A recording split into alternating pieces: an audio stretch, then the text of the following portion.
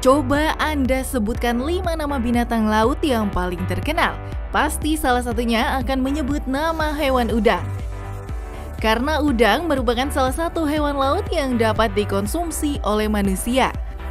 Udang juga mengandung protein kalsium yang bermanfaat bagi tubuh kita. Namun tidak semua orang bisa mengonsumsi udang. Lantaran udang dipercaya dapat menyebarkan alergi dan juga mengandung kolesterol tinggi. Benarkah? Dr. Ferawati Sudarma, spesialis gizi klinik, akan menjelaskannya untuk Anda dalam mitos dan fakta udang.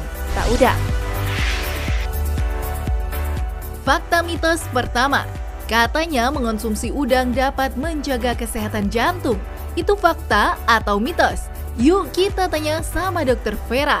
Itu adalah fakta. Jadi terdapat beberapa hal penting yang terdapat dalam udang yang membuat kesehatan jantung menjadi lebih baik. Yang pertama adalah di dalam udang ternyata terdapat kandungan omega 3 yang cukup tinggi.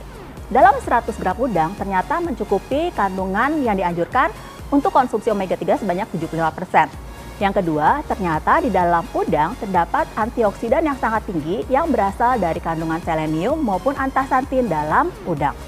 Yang ketiga, ternyata udang memiliki skor aterogenik maupun antitrombotik yang sangat rendah. Kedua hal ini skornya adalah 0,3 yang ternyata memiliki efek kardioprotektif terhadap jantung. Yang keempat, ternyata kandungan asam lemak jenuh dalam udang cukup rendah sehingga aman dikonsumsi bagi orang-orang dengan resiko penyakit jantung.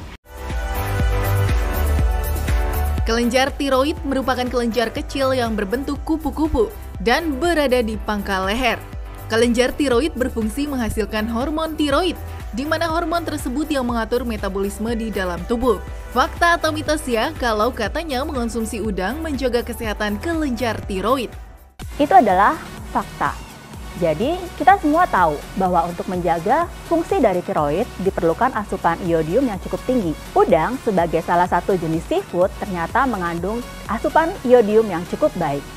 Selain itu, di dalam udang juga terdapat mineral lain seperti selenium maupun zinc yang akan membantu kerja tiroid lebih baik lagi. Tetapi harus hati-hati karena terdapat dua jenis kelainan tiroid, yaitu hipotiroid maupun hipertiroid. Pada kondisi hipotiroid dianjurkan mengonsumsi iodium yang cukup tinggi. Sedangkan sebaliknya, pada kondisi hipertiroid, asupan iodium harus dibatasi. Bagi kedua penderita penyakit ini, maka lebih baik untuk menjaga asupannya sesuai dengan kondisi tiroid kesehatan sendiri. Meningkatkan kadar kolesterol dalam tubuh tentu menjadi hal yang ditakutkan oleh setiap orang. Bagaimana tidak, meningkatnya kadar kolesterol dapat menyebabkan penyakit serius, seperti stroke dan juga serangan jantung. Mitosnya udang mengandung kolesterol tinggi sehingga menjadi salah satu makanan yang harus dihindari. Benarkah? Apa yang kata Dr. Vera? Fakta atau mitos? Itu adalah mitos.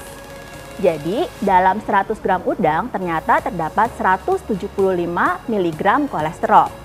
Memang dahulu ada rekomendasi untuk mengonsumsi kolesterol sebanyak 300 mg per hari untuk orang tanpa gangguan kolesterol dan 200 mg per hari untuk orang dengan gangguan profil lipid.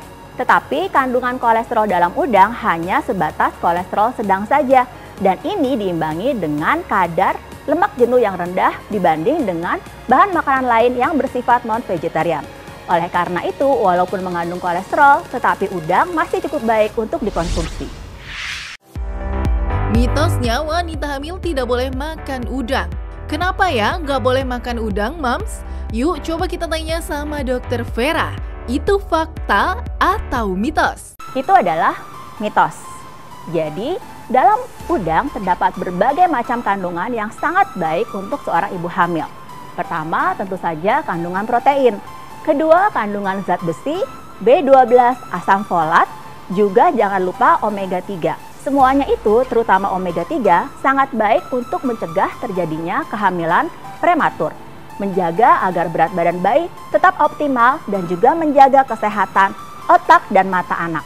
Tetapi memang udang dapat dikonsumsi secara mentah maupun dimasak.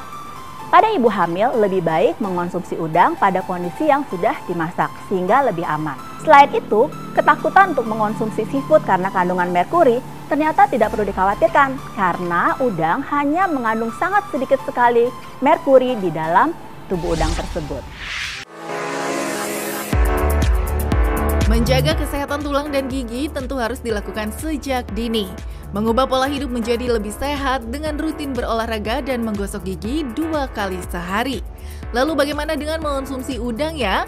Karena katanya mengonsumsi udang dapat membantu memelihara kesehatan tulang dan gigi. Fakta atau mitos? Itu adalah fakta. Di dalam udang, dalam 100 gramnya ternyata mengandung kalsium dan magnesium sebesar 10% dari angka kecukupan gizi. Kandungan kalsium tersebut biasanya terdapat dalam kulit udang. Sehingga ketika kita mengkonsumsi udang, maka kalsiumnya akan lebih banyak lagi yang kita asupi. Tetapi memang kandungan tersebut hanya mencapai 10%, sehingga harus diimbangi dengan bahan makanan lain yang mengandung kalsium, vitamin D, dan juga magnesium yang lebih baik lagi. Fakta mitos selanjutnya, mengonsumsi udang bersama dengan minum jeruk bisa menyebabkan keracunan. Apa yang kata Dr. Vera? Ini fakta atau mitos? Itu adalah mitos. Jadi, beberapa menyatakan bahwa di dalam udang terdapat non-toxic arsenik yang apabila disatukan dengan konsumsi jeruk akan menyebabkan timbulnya resiko keracunan zat arsenik. Tetapi hal tersebut tidak terbukti karena walaupun dalam udang mengandung arsenik, tetapi jumlahnya sangat rendah dan tubuh kita masih dapat mentolerirnya. Yang kedua, kandungan jeruk apabila berkonsentrasi atau berhubungan dengan kandungan arsenik dalam udang tidak dapat mengubah zat yang bersifat non-toksik menjadi toksik, sehingga hal tersebut tidak terbukti. Bagi Anda penderita diabetes tentu harus mengurangi asupan makanan yang mengandung gula tinggi ya. Lantas bagaimana dengan udang? Karena mitosnya udang dapat menstabilkan kadar gula dalam darah. Fakta atau mitos? Itu adalah mitos. Sayangnya walaupun di dalam udang tidak mengandung karbohidrat, tetapi belum ada penelitian yang pasti tentang hubungan konsumsi udang dengan penurunan atau pencegahan penyakit diabetes. Adapun penelitian yang telah diadakan saat ini biasanya menghubungkan antara konsumsi seafood dengan kejadian diabetes. Antara lain perbaikan profil gula darah, penurunan dari resiko diabetes, dan juga peningkatan dari resistensi insulin.